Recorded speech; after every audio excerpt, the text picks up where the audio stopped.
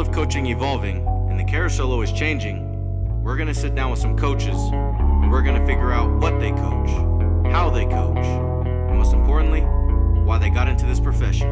My name is Kason Wilkinson, and I am your host of the Coach's Why podcast. That's a great question. That was my Coach's Why.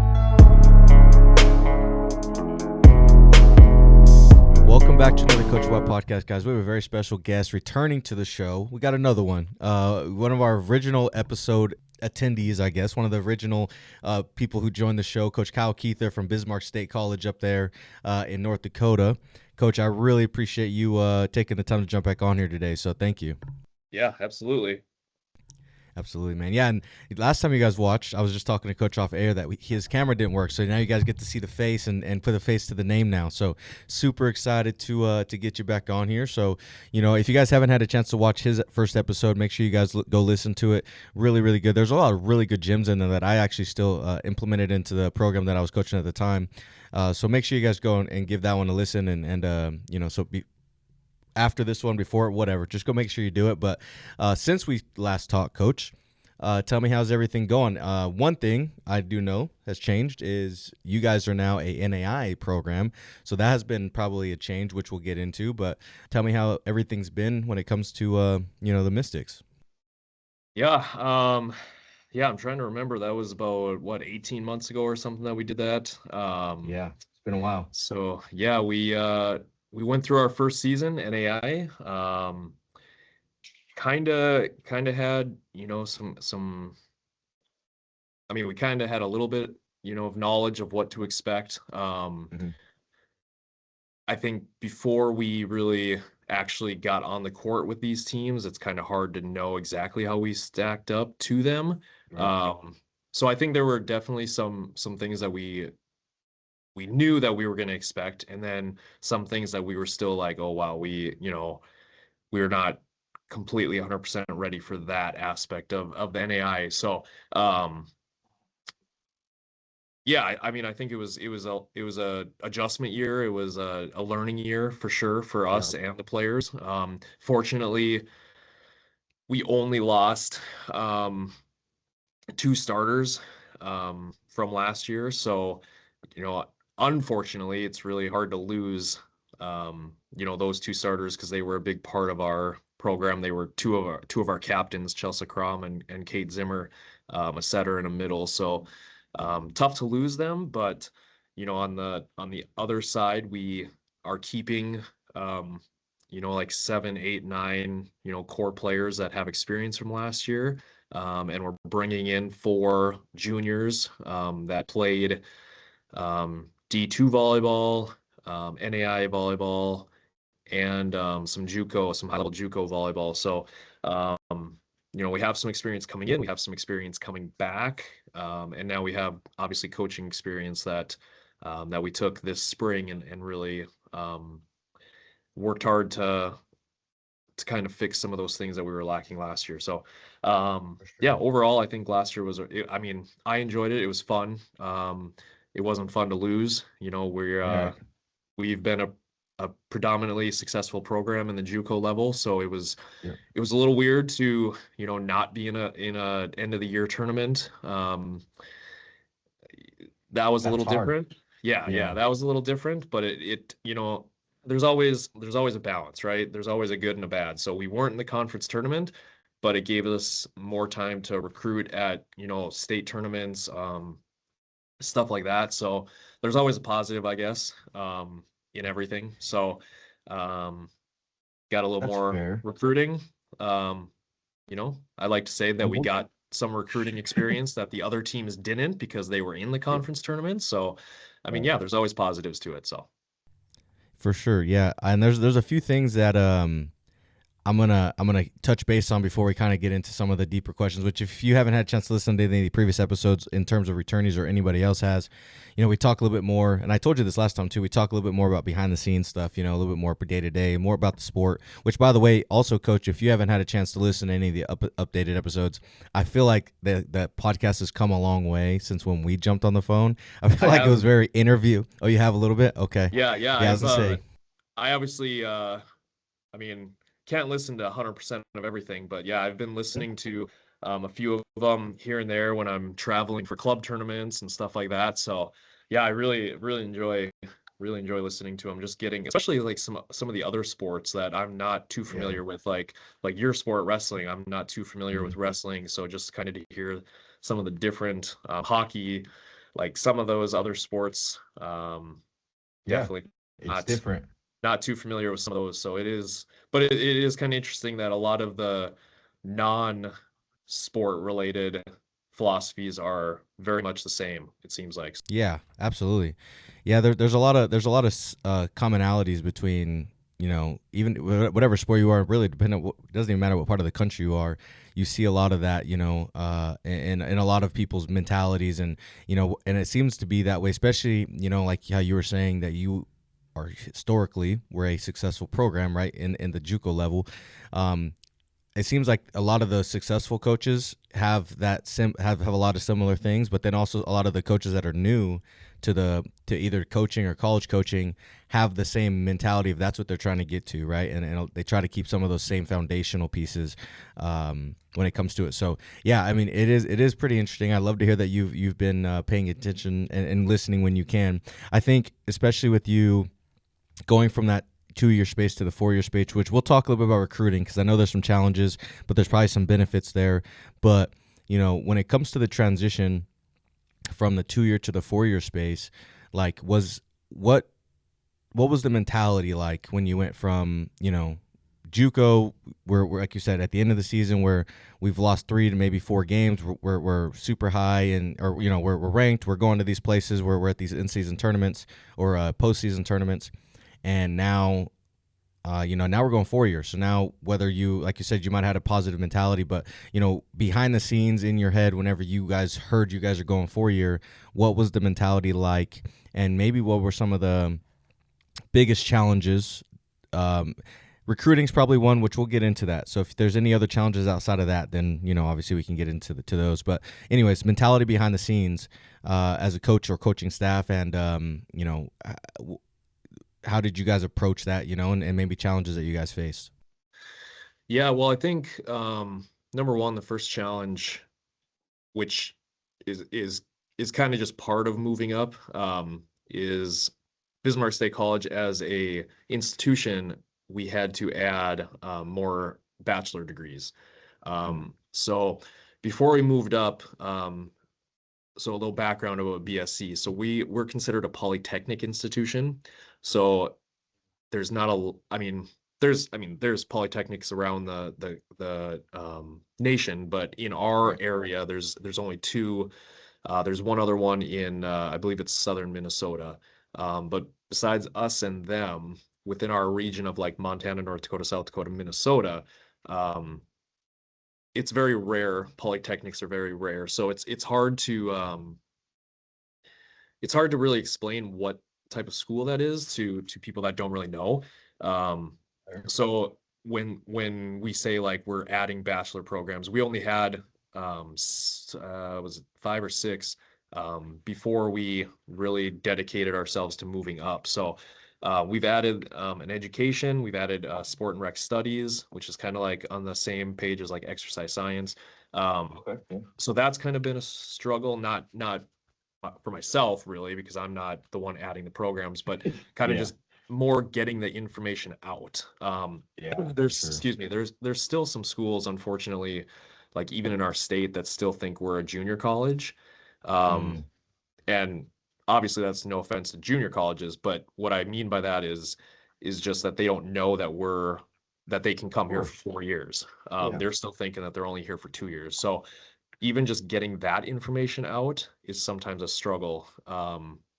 So I think we've been pretty diligent about, you know, making sure that we're talking to other club directors, other high school head coaches, even, you know, the occasional athletic director or something like that, just letting them know like, hey, we're an NAIA program now. And then when you say that, some kids, you know, are still like, what's NAIA? So I mean, that in itself is kind of a struggle too. But yeah, I think that's the number one struggle right now is, you know, just getting our name out there right now. Letting players know that you can come here for 4 years, something like that. But, hopefully after a couple years, that kind of, swings your way. yeah. And, the more recruits we get that, social media is a huge thing now. So the more recruits that we get that, share our stuff, their friends see it, their community sees it. Hopefully it can build from there. But yeah, I think that's the main struggle right now is just getting our name out there in the sense of a 4-year school compared to a 2-year school. Yeah, it's definitely, I can understand that. Yeah, and I know you guys have added more sports too, like at least one. I know you guys added women's wrestling, which is at least one sport. I don't know if you guys added more, but it's been crazy. We announced last fall that we're bringing football back. Nice. So that's starting in 2027. But yeah, I mean, and then we have like some other stuff that I have zero knowledge about, like drone racing and whoa, competitive dance. We're bringing.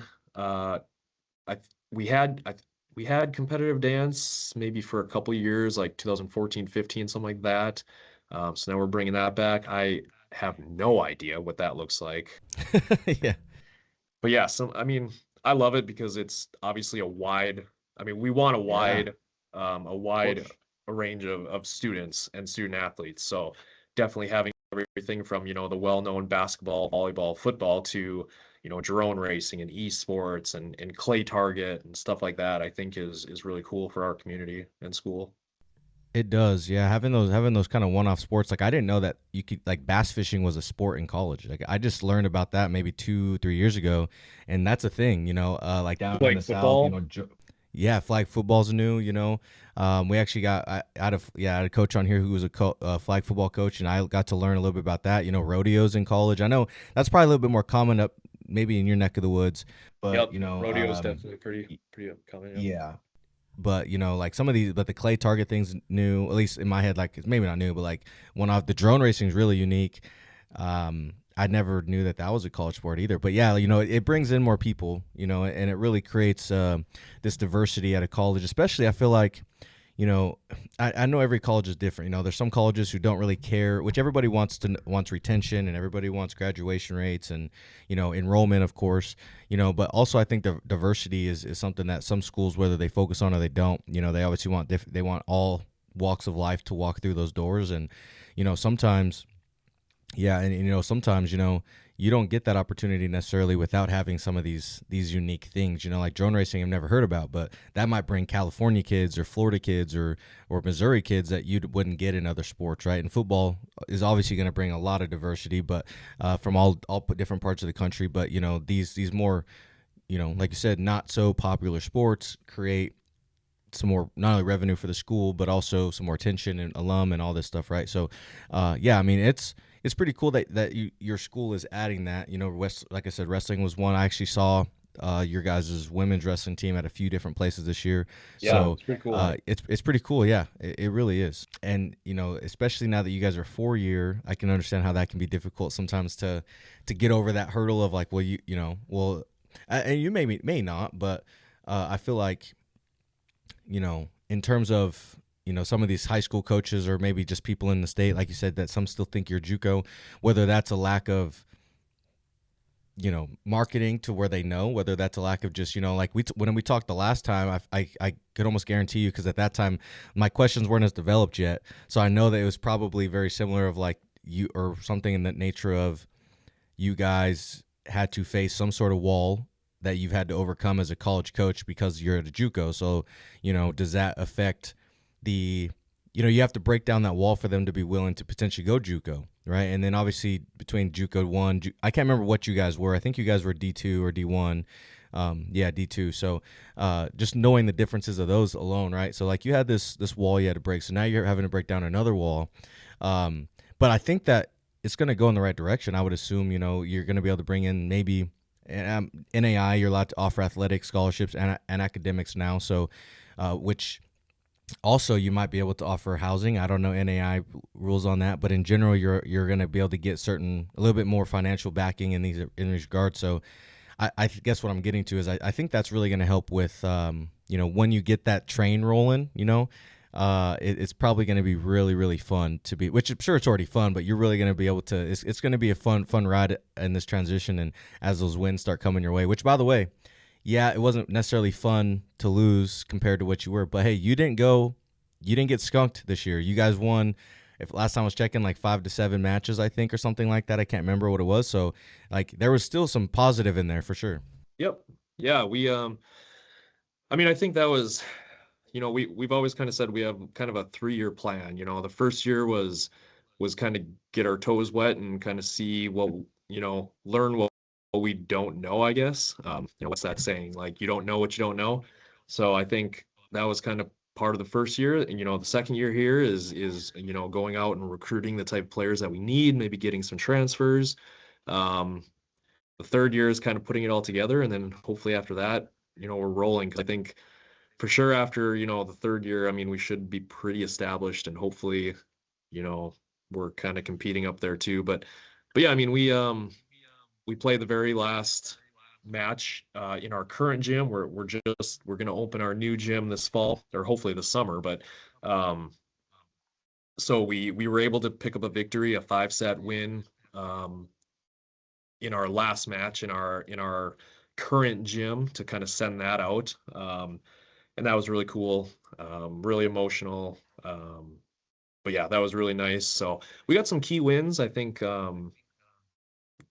Just enough to kind of know that we're on the right path and kind of create a little momentum going into the spring, which we're currently now in our last week of spring practice, which is nice because, I mean, as a coach, sometimes coaches need that break. So I'm looking forward to the month of May on not doing much, but yeah. So I think it's been a really good spring. I mean, the girls have really bought in to what we're looking at. We had goals at the beginning, like, hey, each positional group needs to get better at this. And, I think we've really gotten out all we can that we can this spring. And yeah, it'll be looking forward to the fall. So I was going to ask you, because, going from, your 2-year to a 4-year, some of those girls, when they first got there, whether you knew or not, you might have known, you may not have known, but, when you maybe first recruited those girls, they were expecting to be there for 2 years, right? And now you guys transition, maybe they're still there. So I guess where my brain went in the regards to, because there's actually a wrestling program that was at a 2-year level this year that went to a 4-year level, or they're going to a 4-year level this coming year. And I was talking to some of our girls about it yesterday, and they're like, man, that must be nice. Those girls get to stay and they get to keep wrestling, and some of these girls aren't going to continue wrestling, but they would if we were a 4-year, right? What I'm getting to is, has it been beneficial to be able to keep some of those girls that you brought in when you were a JUCO to where now they stayed? So I guess it's two-part. Did you keep any of them? And if you did, was it beneficial to have them stay? I mean, beneficial. I mean, I think that's kind of relative because obviously it's beneficial to us as a 4-year, but as a 2-year, it wouldn't have been beneficial because, so that's kind of a relative. But I mean, Yeah, fair. in terms of like, has it been a positive impact? Absolutely. I mean, Maybe that's probably the better question. Yeah. Positive. yeah, sure. absolutely. I mean, it's, obviously, like, you recruit who you want to recruit. So obviously the girls that are here, we want them to be here. So we Right. never want anyone to leave. But yeah, I mean, just getting to spend more time with them in the gym, getting to know them even on a deeper level, like you think you get to know girls after, 15 months of being in the gym, but once you're with them now for like 2-3 years, 4 years, I mean, this year will be Yeah. really cool because we'll have our very first, there's 2 girls that'll be our first ever BSC's first ever seniors, which will be, Okay, yeah. Special for them and their families. But now you look back and through the recruiting process, we've known those girls for now 4 or 5 years. So Yeah. now you kind of get to know, like, you get to know their families even more. My family gets to know them. My 6-year-old is, she loves, like the players. And so Yeah. just having them in the gym more and more. And my other daughter is, She'll be turning 12 this summer, and she loves volleyball. So for her, getting to know, kind of like mentors in the program, I mean, that's a positive on myself personally. Yeah. And for our community, I mean, our community gets to know them better. The school gets to know them better. I mean, I think it's Yeah. just total positive. And then on the flip side, you have some girls that are like, hey, this has been fun, but it's not for me.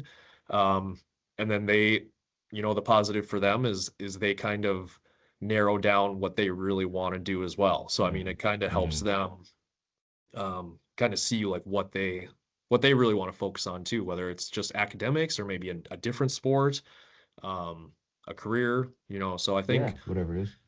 like I said, I try and live my life like there's always a positive in everything. So I think, I mean, it just depends on, you got to look for the positives. And Yeah. so yeah, for sure. I mean, but I really love, I mean, this spring has been really fun because now, we usually only have freshmen going into their sophomore year, and we're kind of working on the same things year after year. It almost becomes like a summer camp type vibe. Fair. Well, now Yeah. we have girls that are coming back for a third year, a fourth year, so we're able to build on those skills that we've already built. And that challenges me as a coach. I mean, it challenges our coaching staff a little more. So I mean, it's been awesome. It's been really fun. I was about to ask you, actually, that was going to be the next question, is the development side. I didn't ask you this question the first time for sure. The new question I've been asking is, where do you start with development, right? And how do you get athletes to develop, and if we're talking about, the 2-year space, like you said, you really only have that one off season truly, because some of those sophomores, after they're done, right, they know they're leaving or whatever, there's a chance that, even if they want to continue going in volleyball, they may have that senioritis effect in a sense, right? They may not necessarily want to buy in as much that second semester, which not everybody does, but some do. But regardless, is like development, you get the chance to not only what you've been used to, now you're developing them for an extra, really 3 total off seasons, I guess, right? Yeah, Freshman to senior year. So like, how is that, I guess, great thing? You're in the middle of your first true off season for your athletes, right? And so how has that been for you, which you said it was challenging, right? But like, is it exciting to know that some of those freshmen that you got in, and if they're going to stay, which we'll get into a little bit, I know, the recruiting game is your mentality may change a little bit now, going from recruiting JUCO, girls for the JUCO when you were there versus now you're in NAIA, so you may be recruiting differently. But regardless, the development, is it an exciting thing to think about, like knowing you're going to get a few more years to have them grow? Oh my gosh, yeah. I mean, excuse me, just last night I was talking to one of our freshmen, and I was literally like, I was telling her like, oh, the next 2 years are, I mean, it's going to be awesome watching grow. And she goes, 2 years? And I said, yeah. And then she goes, I have 3 years left.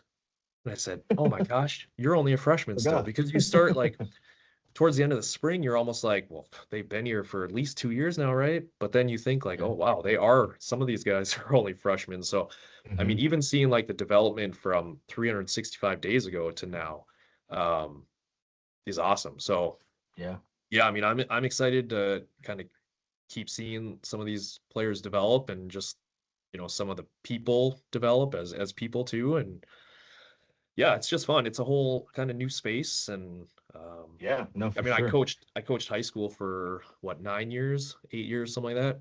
And I mean, you have some of those girls for 4 years as well. So but obviously, I mean, it's a whole different level. So Right. yeah, on But a still, personal though, level, you get to see them grow.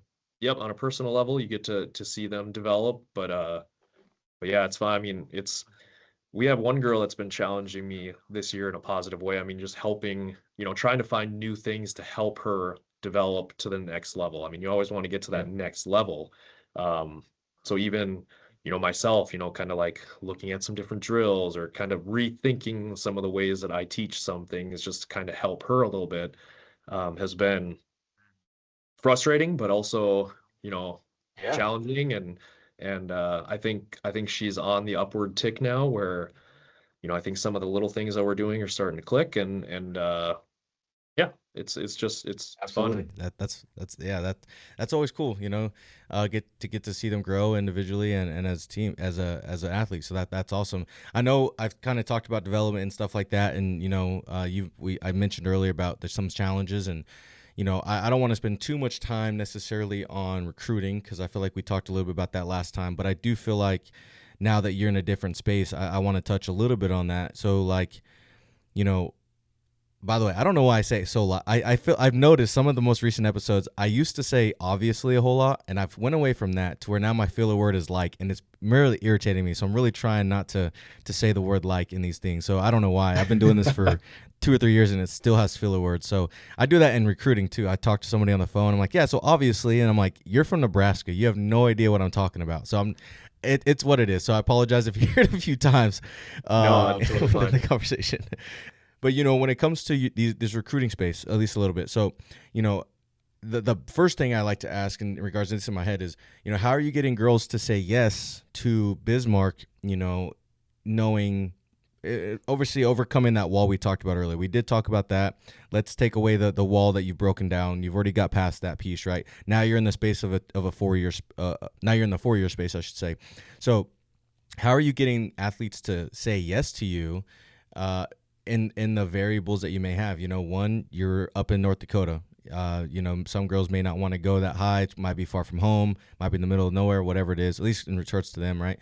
But the other piece of this is, now you're in a really competitive space, which you always were. Don't take anything away from your time at the JUCO level, but now you're kind of in that next space that you're having to compete against. So, how are you getting athletes to say yes with some of these variables and obstacles, I guess, to come to be a Mystic for you guys? Yeah. I mean, we are definitely in a high competitive recruiting area. I mean, in North Dakota alone, we have 4 junior colleges. We have 2 D1 schools. We have 4 Division II schools. I think 3 or 4. We don't have any D3s, but and then around us in South Dakota, I mean, we have USF, which is University of Sioux Falls. We have Augustana. We have Northern State. We have, Montana, my bad. Dakota State. Is Minot State in there too? Or is that Yeah, North Minot Dakota? State's a D2. So I mean, we have a lot of schools in our area. I mean, we are very oversaturated with schools right now around us. But I think one cool story. Aislinn, who just transferred here over the spring, or excuse me, over the Christmas, so she's here with us right now. We actually came across her, or she had sent us an email. I remember this specific time. I was watching the NCAA semifinals. It was like a Thursday night, and she sent us an email just saying like, hey, I ran across your school. It aligns with my academics. I saw you're looking for a setter. She's from Indiana. She played at Indiana East this past season. And she was looking to transfer. And, so I immediately emailed her back and just said, hey, yeah, and some of those emails you get and you're like, I don't know if this is a mass email, because some of those emails get blasted to every single coach in the world. Yeah. So, usually my first response is, hey, like, are you serious about our school, or is this just a mass email? And then if they don't email back, you're like, okay, that wasn't a mass. But she emailed back like within probably an hour. I think we set up a Zoom call that next Monday. We talked, and I think like it was either later in the week or the very next week she committed. So that was really cool, really unexpected. But when you asked her like, hey, what, you number one, you've never been to North Dakota. Yeah. You didn't come on a tour. What what was it? Why She said, us? Yeah. She just said, just talking to the coaches seemed so personable, so authentic, that she just felt comfortable. So I think that's our way of like getting kids to say yes, is we're just ourselves. We're not gonna sugarcoat stuff. I mean, in the winter, yeah, it gets cold. You got to be a little tough. For sure. Yeah. You're not going to enjoy it. I hate it. I mean, those mornings when it's -20 wind chill and you have to walk across campus, it sucks. Of course. But now you get the mornings where it's, 55 degrees and clear Beautiful. skies and the Yeah. birds are singing and it's beautiful. So, Mhm. I think that's part of it is just being authentic. Letting them know that, hey, we know that academics comes first. We want you to be here for the right reasons. We obviously want to win a national championship. I mean, if any coach doesn't, I don't think you're coaching for the right, or I shouldn't say it for the right reasons, but you're not coaching, the whole Yeah. the whole thing if you don't If you're want to not win there a to, national if you're not, I championship. was gonna say, yeah, if you're not there to win something, yeah. Yeah, right. So, I think, but I mean, I think that's it. We had another girl from Idaho that we talked to, and she came for a tour, flew in on. I mean, that one helped because she did fly in on a pretty nice winter day, so that might not Oh have scared yeah. her off. But I mean, same with her. I mean, she just said, she liked the campus, she liked the coaches, she liked the team. We got another transfer from Wyoming. Kind of same thing. She said she just felt comfortable with us. So I think it's kind of that, I think God's gonna put people here that Meant to be. that are gonna be here. Mhm. And if they're not meant to be here, then I'm not gonna lose sleep over it because they're meant to be somewhere else, which I think is awesome too. But so yeah, I mean, just being authentic, being real. Um, I love yeah, that. that's it. There's I no think, special sauce, no secret weapon. It's just I'm gonna tell you what we can offer you, and if you want to be here, awesome. If you don't, yeah. that's cool too.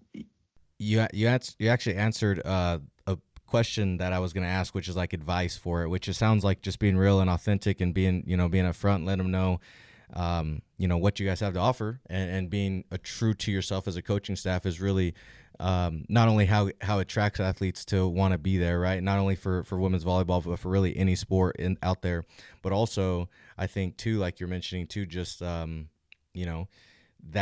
So on the athletic side, for the athlete, that's a big piece, but also the advice is I feel like that's something that is the only way to get these girls to come here. Not only on the how to get them to say yes, but advice for recruiting is just getting people to being real, being true to yourself, and being true to your university, and knowing that or college, but knowing that at the end of the day, if it's meant to be and you feel like it's home, then I want you to be here as much as I want you here, and it can't be a one-way street, and so.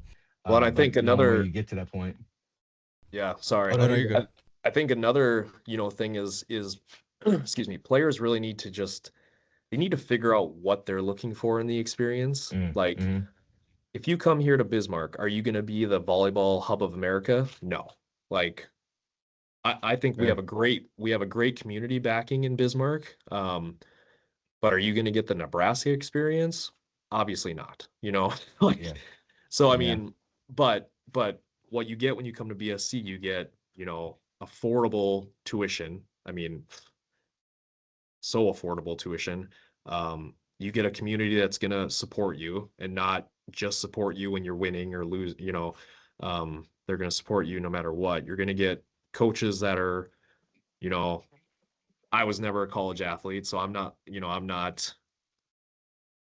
Yeah, don't know. no. I'm not like in that high mighty thinking, I guess, which I don't want that to come across in the wrong way. But I mean, so I know the value of just being a college student compared to a student athlete. I mean, I know the value of just being a college student. So I think we kind of make sure that academics isn't the second tier here. It has to be the first. I mean, if your academics slip, there is no athletics. Yeah. So I mean, just kind of putting a priority on, like, I mean, we do grade checks 4 times a semester, just making sure that they don't need any extra help, tutoring or whatever it is. So I think, but yeah, I mean, just being real, the kids have to Yeah. know, the kids have to know, or excuse me, the kids need to know, what am I trying to say? Sorry, the kids, No, you're good. they need to have a realistic expectation of what they want. I think Yeah, that's for sure. like, do they want a school that is in the cities or is in like a high population area that they have other things to do? okay, do you want, like a good experience? Do you want to be, I mean, I run into so many kids that are good players, but they always want to go to that next level. And I always tell them like, hey, you are good. And I don't want to like keep you from going big, but Getting that, yeah. do you want to be a really good player in this conference, or do you just want to be another player in the next level up? Yeah. And that's up Yeah. to you too. There is no wrong answer. It just depends on, no, I'm good being like a role player on this team compared to a star on this team or Yeah, something for like that. sure. Yeah. Yeah. So I think that's I one think thing that's a that fair maybe, point. yeah, I think that's one thing that maybe high school coaches and club directors or club coaches, maybe even some parents don't do a great job of is like, yeah, you could maybe go Division 2, or maybe you could even go Division 1, but what's the experience going to be like? Yeah. You know, um, where you come to NAIA school, you could be really good. You could possibly, help your team go to the national championship, go to the national tournament. Um, so, I mean, yeah, I think that's one thing that I've realized, that some kids just really need to focus on what they really want and not just the I want to go D1 type of thing. Yeah, yeah. I I mean, mean, that's a great point. The idea that you want athletes to, like you said, have a realistic understanding of what they want, and the Division 1, that's great. They want to go D1, cool. But I think the biggest thing is, like you said, understanding, do you want this or that? And some girls, I've noticed too, which you probably experienced as you've talked to, and I'm sure as you continue to talk to. I say this, I'm new to the college space, so this is all just a year into it, right? But I've noticed that some girls, they don't want to go. They don't want that big life. Could they compete there? Yeah, but they don't want to be just another number in the classroom, or they don't want to be just another number in the room, or whatever, right? They don't want the distractions of, you know, whatever city they're in. They want to feel like they're welcome. They want to feel like home. They want to feel like family, and they may not get that somewhere else. So, Yeah. yeah, having that conversation's big. Yeah, no offense to any D1 programs, or because I mean there are girls in North Dakota that you're like, oh yeah, you can go D1, like you can go and Yeah. play D1, and then there's other girls where you're like, oh, you want to go play D1? Yeah. Might only be there a year, and then what? Mhm. So, but I think that's also part of being realistic. Like, hey, you can go play D1. Like you might sit a year, but you're gonna get there. And then other girls are like, I mean, if you want to just go for the experience, cool, but are you gonna play? Who knows? So, Yeah. Yeah. but I Fair think point. that might maybe fall more on parents to be a little more realistic with their kids, and then some parents, Yeah. some parents don't want to be realistic either. So sometimes it's a Yeah. losing battle. But yeah, So be absolutely it. no disrespect to any D1 programs or D2 or No. anything. And I think it's more of just like it's a fair point. I mean, I think it's a true statement, and I feel like, you know, if anybody took offense to that, I think it's, like you said, Nebraska, Texas A&M, Texas, all those schools that have these huge brands. Like, yeah, I mean, that's in every sport, like football, basketball. You have these big brands, and it's not taking anything away from them. But like, for example, like there's recruits and there's 4-star, 5-star football guys that aren't committing or have, well, maybe not 5-star. I feel like 5-star has been pretty consistent, except for that Travis Hunter when he went to play for Deion Sanders and that little transition. But like most guys, right, 5-star might be going big, but there's 3-star, 4-star guys which historically have went to that high level, Power 5, whatever, but they're choosing to go to North Dakota State, or they're choosing to go to Sac State or Fresno State, or UNM or whatever. They're choosing to go smaller school because they want to be that guy or whatever, right? And so Yeah. it's not necessarily taking anything away from those big brands, because they've done a wonderful job clearly to get to their point, to get to that level, coaches, whatever. But at the same time, it's also just one of those things where it could.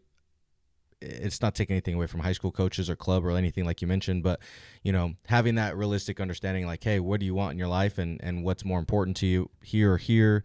You can get to your whatever. Like that's why the JUCO route was something we talked about as such a trampoline effect, because you can still go to those levels, right? And with the transfer portal, you can still do that. There's people who go D2, D3, or mid-major D1s, and they go ball out, and then it opens up opportunity for them to go to that point, right? So obviously as a college coach, especially at the 4-year space, you I'm sure a big piece of it is you want them to be there all 4 years. You're not really promoting the transferring or portals and stuff like Right. that, but just knowing that that is an option to where they come there and they help you get to that level, and now maybe it opens up something else, right? So not necessarily closing that door on them, but also just letting them know, that real conversation. I think it's big. And you were a JUCO coach, so I think it's interesting in this regard. But like, do you feel like there's athletes out there?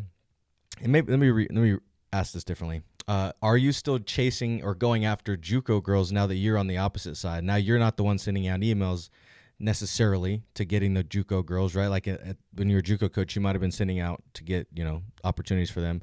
But are you willing to go after JUCO girls, transfer space wise, like right now that they're, for example, they're sophomores ready to go, they want to find a 4-year space? Are you going after JUCO girls to potentially help your roster out? Yeah, I mean, just the 2 out of the 4 transfers that we got are from a junior college. So, yeah, the one coming from Idaho is from College of Southern Idaho. Yeah, CSI. And then Northwest in Powell, Wyoming. We got one from them. So, yeah, I mean, it opens up, a whole nother huge door in terms of, and like I said, we have what, 4 JUCOs in North Dakota now, right? I just want to make sure I don't leave anyone out here. 1, 2, 3, 4, 5, 4, 4, something like that. Yeah. I mean, but I'm watching their rosters. I'm looking at the kids that they're bringing in as freshmen, thinking like, oh, maybe maybe in a couple years we could grab that girl after she's done. So I mean, yeah, for sure. You watch high schools, you watch club, you watch JUCOs. Yeah, it just depends on what you need. Okay. Yeah. So. Okay, good to know. Well, what does the off season look like for you guys? So I know you're in off season. You guys end, I think, like the national tournament. I don't know what NAIA and D2s necessarily are, but I know like the D1 stuff is like beginning of December. So I'm assuming yours is probably in the November, December range or somewhere in there. But anyways, what does off season look like for you guys as a program in terms of what you guys are doing and what you guys are kind of focusing on? Yeah. I mean, I don't even call it really off season. I mean, we have like December. So the NAIA National Championship is early December. We obviously didn't make our conference tournament last year. We didn't make national championship. So we were done about mid-November. So that was spent a couple weeks going to watching the South Dakota State Tournament, Montana State Tournament, North Dakota State Tournament, watching a little bit of like the junior college national championships. So a lot of like recruiting in those couple 2-3 weeks, and then really just kind of like taking some time off to be with family for Christmas and kind of trying to go a little zero, dark.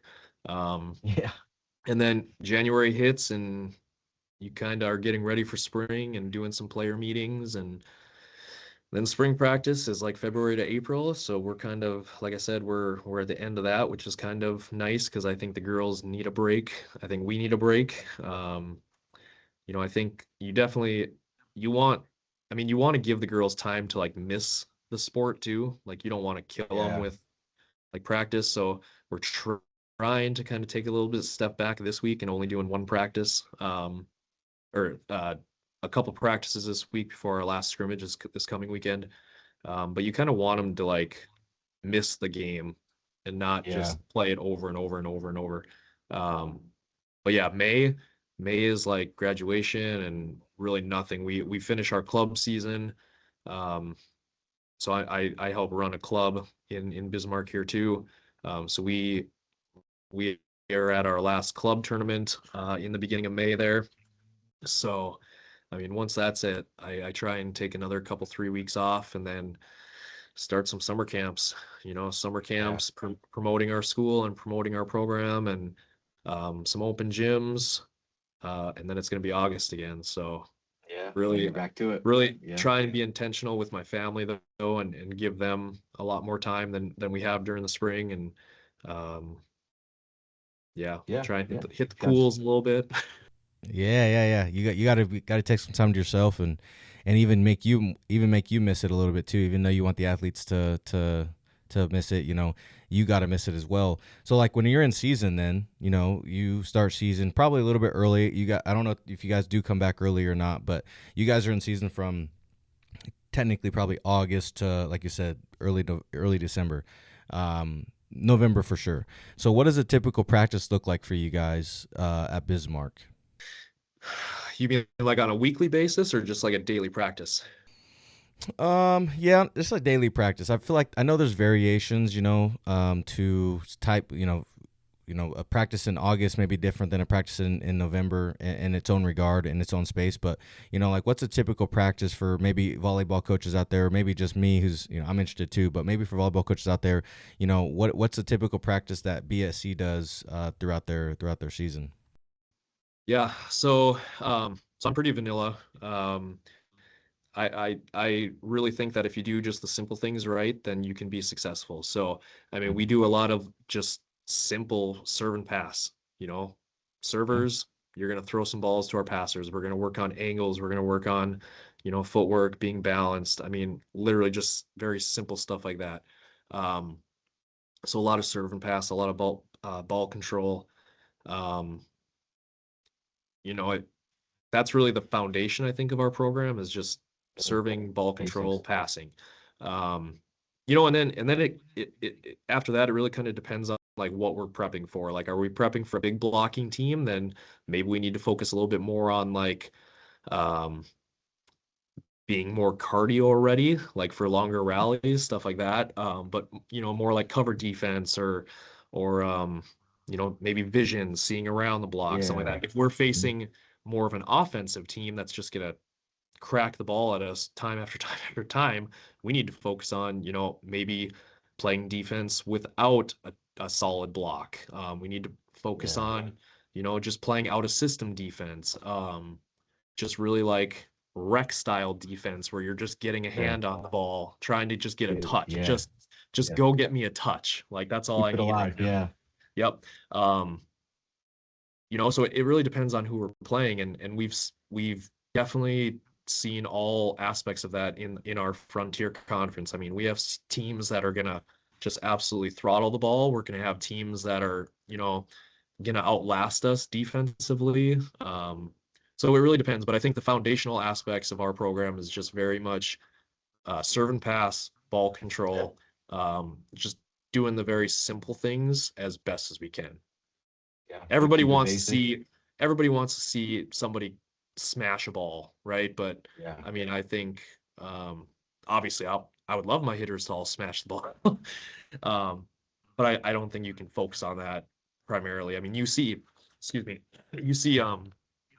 teams that look phenomenal in hitting lines. They're going up and absolutely crushing the ball. But then you try and get them out you get them out of system a little bit and they can't hit anything. So I think that's So for anybody out there that loves vanilla volleyball, simple volleyball, we're the place for you. You're the guy. Yeah, you're the program. Yeah. Hey, but you know what though? Basics work. Simplicity works, and if you can figure out a way to get somebody off their A game, right? What they're really good at, that's all that matters. So, I've really learned that. Shout out to University of Jamestown, John Hagerly, Sarah Hagerly. Sarah coaches at Jamestown High School. But I mean, I've coached against both of them. I've coached against Sarah in high school and John in college. And I mean, that's their program to a T, is just simple, basic ball control, serving, serve, receive. And I've learned from them. So I can't say that that's all me. I mean, I tried to be Sarah when I was coaching high school, and I tried to be John when I'm coaching college. And I mean, you kind of learn from I don't want to call them veterans because they'll probably yell at me for calling them that, but you kind of learn from the people that have success, and you kind of go from there. So yeah, for sure, absolutely. Well, speaking on, timing, which I know, you've taken a lot of this, and like you said, you're vanilla, right, quote unquote, but that's something that you have kind of taken not only from them, but you have implemented into your own program and to how you coach. But, you talked earlier jokingly about the cold and things like that, right? And not necessarily. Oh, on I the wasn't mental toughness side. joking. Oh, I know you weren't. I realized. I realized it wasn't a joke, right? But I know it gets really cold up there. The wind gusts are no joke. But I guess referencing the idea of your season still, since we're talking about, I guess that kind of comes towards the back half of it. But I also just jumped ahead. I don't know why I referenced that, because we're not. The question I have for whatever reason in my head was about mental toughness, but that's not what question I'm actually going to ask. So I just kind of ranted for no reason. What I'm going to say is, speaking of your season, and your practices, blah blah blah. How do you get an athlete to peak when it's necessary, right? Like when do you get a kid to peak when you need it? So in your case, really ever, I guess, you're probably, which volleyball, you have to do well enough in the season to make conference tournament, at least now. I don't know if that was how it was at JUCO, but I know it is now. But, hypothetically speaking, you have a really good season, and you're in the conference tournament, and now you're playing to make national tournament, right? How do you get kids to peak at the right time? And so answering that question, maybe an example of some mental approaches or physical approaches, however you want to answer it, but, peaking, it's a big question. It's a very relatively real thing. So how do you get kids to peak when it matters? Yeah, that's a tough, anything mental is tough. Yeah. Especially when I'm a male coaching females. I think that is really a tough question. I'm not 100% sure. I don't know. I haven't figured it out. If anybody has a great answer, I'd love to hear it. I know our approach is, everybody kind of says like, wow, you don't want to play really well in August, right? You don't want Yeah. to play really well in September. My argument is, why not? Like, why don't you want to play really well in August and September, and then just kind of either, you don't want to stay consistent, but like, you don't need huge bounds. Like, if we Yeah. can just get a little bit better every week, So that's how you I don't get know. there. Yeah. That's kind 1% of better my each day. approach. Yeah. So, you always say like, oh, well, we played them back in August, they were still blah, blah, blah. Well, girls, 18, 19, 20-year-old people aren't gonna significantly change in 2 months, Yeah. right? Fair. Yeah. 2 years, yeah. 3 years, yeah. 2 months, are they really gonna change that much? I don't know. Maybe. Yeah. Maybe they get a little more in shape and they are able to roll with the punches a little bit better. But in terms of like really there were girls in our conference that I knew they were going to be all conference from day one. You just see it. Yeah. Like, it's not like, oh my gosh, where'd this girl come from? Like, Yeah. You there's knew maybe it. Yeah. there's maybe a couple outliers that, get a little bit better here and there. But that would be my argument. Like, I want to be good in August and just cruise Get control, better. get a Yeah. little bit better all the way but I think there's definitely little tricks. Definitely giving them time off. Around that like mid-October, late October, you need to take a few more days off. You definitely don't want to go guns blazing throughout the month of October. September, yeah, a little bit. But when you get like on this is our 5th out-of-state road trip, oh my gosh, maybe take another day off. Maybe give them a little Right. day off to recoup. Stuff like that, giving them time to like go see their families, or like, like, hey, you know what? Take today off. We're just gonna go for go take a teammate out for ice cream. Go out Yeah. for lunch with someone. Something like that, because I think really, again, you want to kind of have them miss it a little bit. So if you can give them maybe a day off and then the next day they come back a little more recharged, sometimes that's worth it more than doing another 100 more reps of server Yeah. pass. Something. Right. Something like For that. sure. So, but I don't know. I haven't figured it out for sure yet. Maybe we'll talk You to know what, like, though? yeah, I don't know, some of those coaches that have won like back-to-back national championships or something like that. Maybe we'll ask them that. But yeah, that's my approach. And who knows, in 5 years, I could look back and be like, that was the dumbest thing I've ever said. But I don't know. Right now, it makes sense to me, and That's kind of where I'm at. You know what though? That's the beautiful thing about a coach too. You're also growing and learning too. You mentioned about rolling with the punches. You're also learning, and each day, each year, each semester, you're developing something new, and whether it's a mental piece, a physical piece, a schematic piece, whatever it is, right? Like you're also growing, and so you're right. 5 years, you may look back and be like, that was stupid, but you also may be like, that was the thing that helped us get to this point, was because I didn't change that, or I didn't change that mentality of the program, or whatever the argument or conversation that may be. Like, so true, but and you could like you said, you could talk to all these schools, Nebraska or Texas or whoever's in the national title over Notre Dame, right? You could talk to these programs and see what they're doing, but sometimes like, and it's not taking anything away from them, but like maybe they have the exact same mentality as you. They're just at this program, they've been there for 12 years, and it took till year 9 for them to figure it out technically, right, in terms of success. So that's a great thing about coaching, man, is we get to grow in our own spaces, in our own ways, just as much as, and if not more than, the athletes do. So I do love that. So I got one more question for you, and then I have a rapid fire session, and Sweet. then I have two fun questions at the very end that I didn't ask you. At least I don't think I asked you at the time. So Cool. Okay. I got one more here, and then we got some rapid fire. So speaking on practices and stuff like that, is I guess the final piece of practice, I should say, is what drill or programming thing should athletes or coaches do every day? Ooh.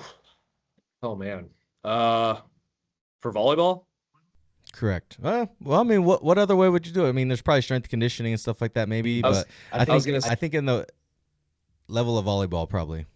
I mean, I'm sure this is the same for basketball, football, tennis. I mean, I think footwork, just being agile, agility, gosh, that's so underrated. Yeah. Just knowing how to move your body, knowing how to balance your body.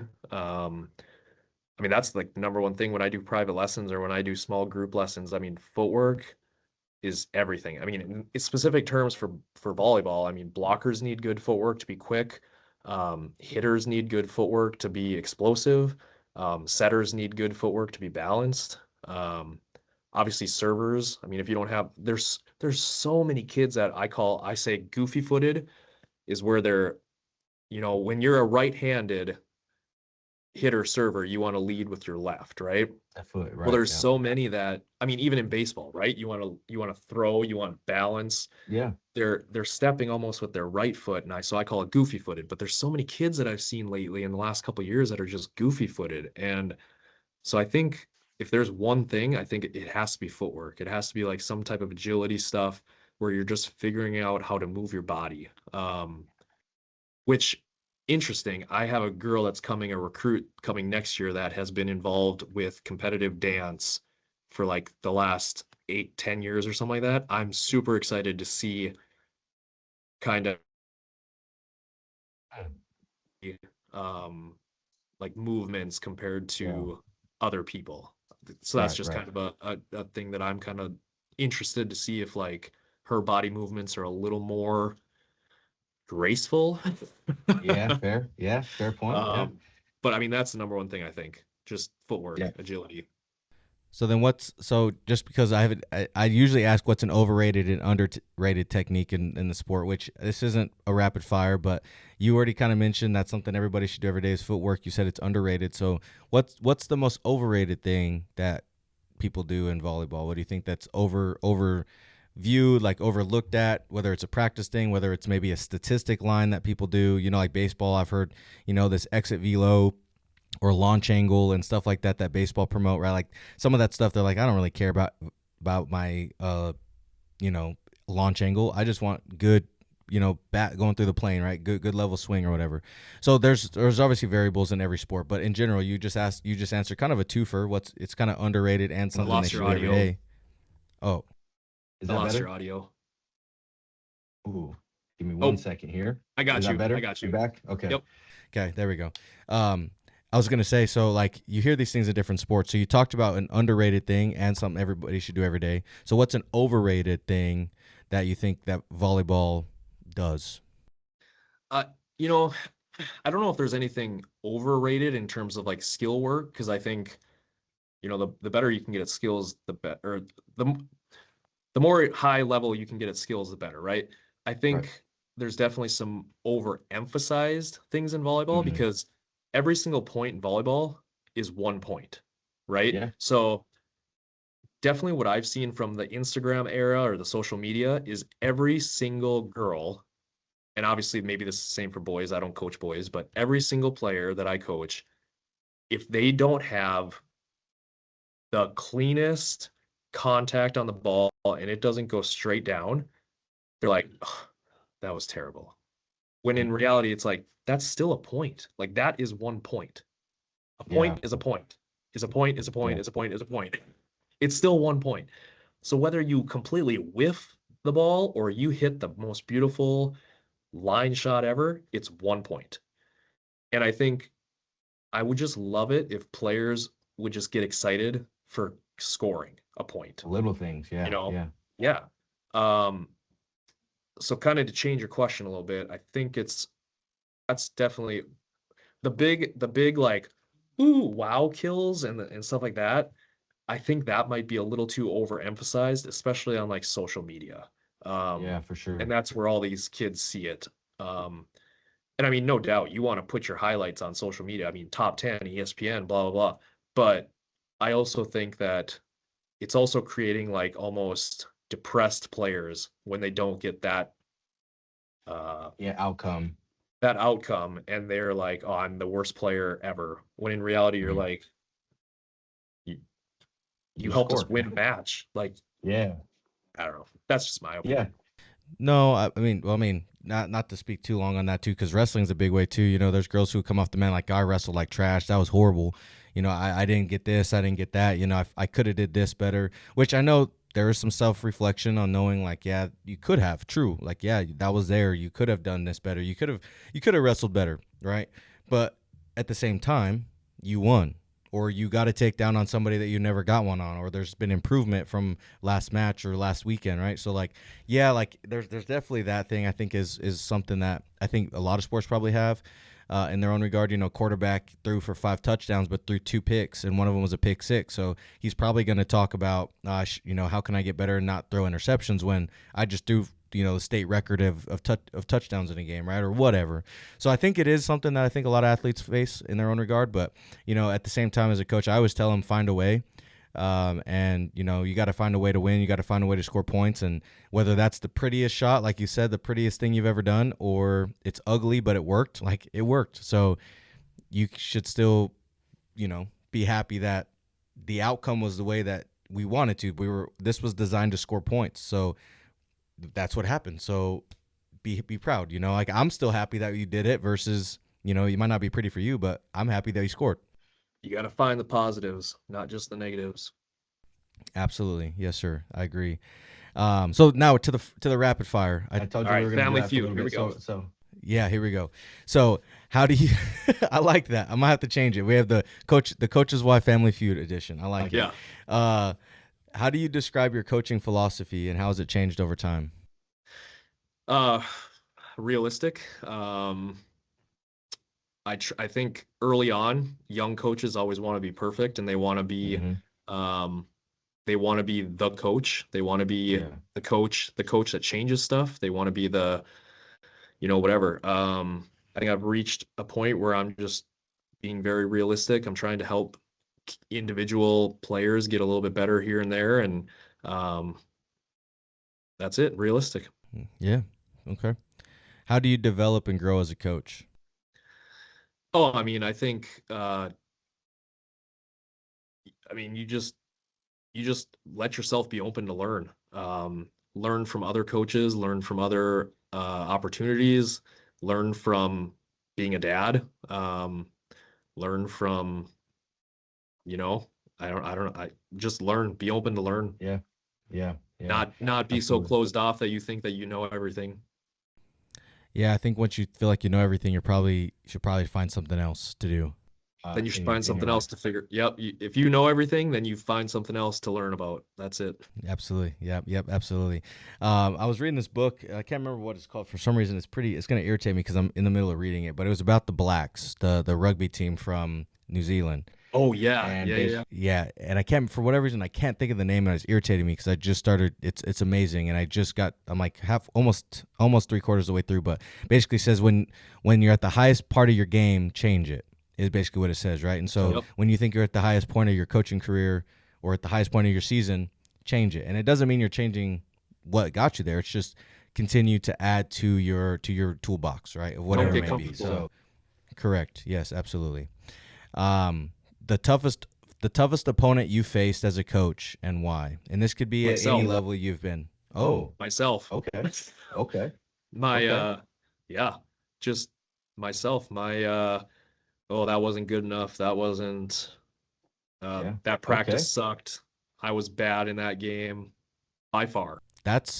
I will be honest with you. You're the first person. That was a quick answer, and everybody's answered in terms of another opponent they faced. But you're the first one to come at it on the level of your internal. And I love that. I think that's something that a lot of coaches do. I think I might have said this in the last time. I feel like I did. We talked about quotes at that time a lot, and one of them was comparisons to Thief of Joy. We don't have to get into it crazy, but that was like one of my favorite quotes. And the internal battle is real as a coach too, just as much as it is as an athlete and maybe as a dad and as a person. So I love that it's different. It was different than everybody else's. So I actually really appreciate that you decided to attack that one. Your first thought was yourself. I like Yeah, that. for sure. I mean, I think, yeah, you're constantly saying like, I don't know, was that practice? Did we prep enough? Blah, blah, blah, blah. And Yeah. sometimes you just got to say like, whatever, we're here. Like now we just go. So, Yeah. there's Absolutely. oh my gosh, there's an amazing quote. There's an amazing quote that I like live by, but I can't. I got to say it right, or I can't say it at all. It's oh my gosh. You're gonna hate yourself because as soon as we get off of here, you're gonna think of it. I know. We'll keep going. I'll think of it. Absolutely. How do you handle pressure and expectations as a coach?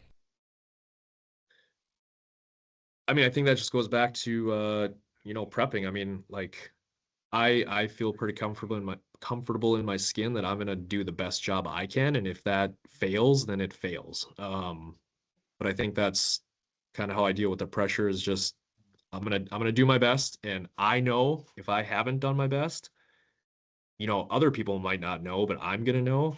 So I think yeah, I think I'm fairly I mean I rely on my faith a lot, so I know that Yeah. I Jesus and there's only two people that are going to truly know. It's you and Jesus, so I Yeah. mean Right. if you can be like if you can be true with yourself, Yep. then I don't think there is pressure, to be honest. Yeah. Yeah. So You feel comfortable. You're okay with the outcome. You don't feel like there's anything. and obviously Yeah. there's always, I mean, you're playing for a conference championship, like the pressure of the situation is there, but there's really nothing that you can do about the external pressure as long as you like, hey, I'm ready to go. We're prepped, we're gonna do the best we can, and in the end, like one team's gonna win and one's gonna lose, and that's the reality how of it works. sports. So That's a game. Yeah, someone's got to lose. Okay. So I what's thought of the quote. Okay. So, okay, now this isn't for sure, but this is the basis of it. Okay. So preparation is good, but once the game starts, everything goes out the window. So basically, what that means, and this was a quote from a coach from Canada, University of Manitoba. I listened to a podcast once, and basically he said that same thing, like, hey, prep is good, but once the battle starts, it all goes out the window. And I think I almost I listened to this like so long ago, like a couple 3 years ago or something like that, but I'm fairly positive that he got that quote from a colonial general, like 1800, 1700, 18, something like that. Like Yeah. once the battle starts, nothing else matters. Something like that. I'll have to. I can. Yeah. Text it to me when you find it. I'll find it and I'll text it to you. Yeah, no, that's actually a really, really good quote. I mean, it's true. When you're out there, the game's the game. Like, Yep. You might prepare, like in wrestling specifically, like we know this person loves to do this. Hey, they come out and do something different. Like you have to adjust, right? Volleyball could be the same way. They like to be super hot, they might be the super offensive minded for their whole time, and then they come out and do something different, or vice versa. You might be a certain way, and you just have to adjust, right? So like the preparation is a great. That's actually a great quote, because you're right. When the game starts, who knows how it's going to go? So you have to learn how to adjust and learn how to handle the in-game situations that prepping may not, like. Yeah, you might be able to have these scrimmages and stuff, but like you're not going to truly get the feel of this team until you face it, right? And so Exactly. being able to adjust in that moment is important. I like that. That's a great quote. I'll find it for you for sure. Please do, yeah.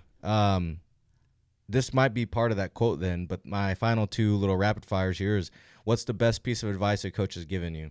Which, that's a good quote, so maybe not the best. That might be something different, but that sounds like a great quote for you. But advice, what's the best piece of advice a coach has given you? Yeah, so I've had so much advice, so I don't know if this is the best one, but this is the one that comes to my mind first.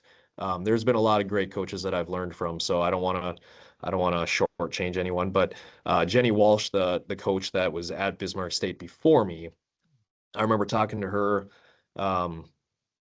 probably like my first year, maybe my first year and a half in or something like that. Like, hey, okay, what did you do in this? What did you blah, blah, what did you what when?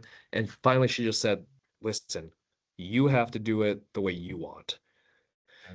And that was kind of like oh yeah, like, so I think that's definitely one thing where, like, you can take like an apple from this tree and an apple from this tree, but in the end you got to make your own apple pie, right? So that just came to my head right now. Holy cow, I like that's that a good one. analogy. Damn, that was a good one. That was a good one. Use That was that. good. I'm gonna mark. Yeah, I'm gonna use that one. We're clipping that and we're gonna make it a thing for sure. There you go. Yeah, that might be the new intro. Absolutely. No, but I mean, I like you just that gotta, you can't copy and paste other coaches. You can't like try and do everything else that everybody else has done. You have to like know your players. You have to know the people on your team, and you have to do what works for your team. So Yeah, absolutely. Well, I love it.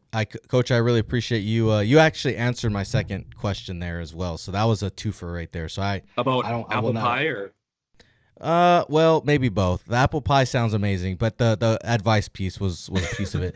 But no pun intended, that piece was a piece of the final question. So I like that one. And I really appreciate you diving into that. I have two fun questions for you. I don't think I asked at our first episode. One of them's new. One of them was one I've accumulated or added to it. But before we get into that, if you guys are still watching the show, if you guys are on YouTube, make sure you guys hit that bell, like, subscribe, all the 9 yards. If you guys are an audio listener, make sure you Spotify, Apple Podcasts, whatever. Make sure you guys leave a review, hit those stars, say what you got to say, but say it with your chest, because Coach and I want to hear it. Which I didn't have that outro when we had last time, so that's also came a long way too. But final two questions for you. You've coached at the now NAIA, you've coached at the JUCO level, you also watch all levels of volleyball. So what level is the most entertaining for you to watch? Beach Beach volleyball. Okay. That is Fair. absolutely the most entertaining. Okay. I mean, if I was in a different part of the country, I would love to coach beach volleyball. The players, you have to be good at everything. You have to be almost a little scrappy at everything. I love watching beach volleyball. Fair. So Yeah. Great point. Yeah, different mentality too.